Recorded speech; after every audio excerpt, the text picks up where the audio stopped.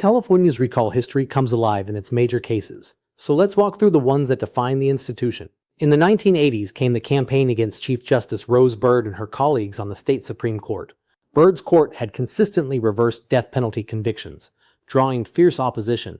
The recall petitions themselves never qualified, but opponents found another route: the retention election. In 1986, Bird and two fellow justices were voted out in their retention votes, accomplishing through the ballot what recall had failed to do.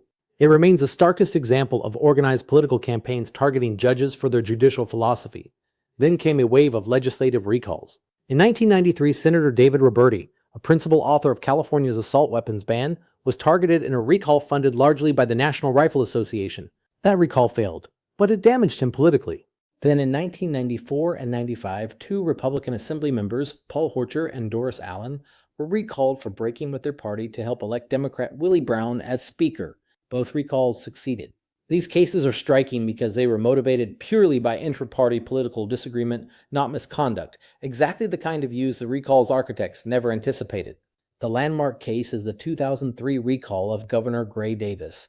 Davis was vulnerable for three reasons: the electricity crisis with its rolling blackouts and price spikes, a budget deficit that ballooned to roughly $38 billion, and his deeply unpopular increase to the vehicle license fee, universally called the car tax. Anti-tax activists organized a recall, gathered over 1.3 million valid signatures, and put it on the ballot. A staggering 135 replacement candidates qualified. Arnold Schwarzenegger, the actor with no prior office, dominated with celebrity and a simple message: repeal the car tax. In the end, 55% voted to recall Davis, and Schwarzenegger won the replacement with under 49%. Notably, exit polls found that most Schwarzenegger voters were motivated by wanting Davis gone, not enthusiasm for Schwarzenegger himself. 18 years later came the 2021 recall of Gavin Newsom, fueled by anger over pandemic restrictions and his infamous maskless dinner at the French Laundry. But the political context had flipped. California had become solidly Democratic, and Newsom's campaign framed the recall as a partisan Republican power grab.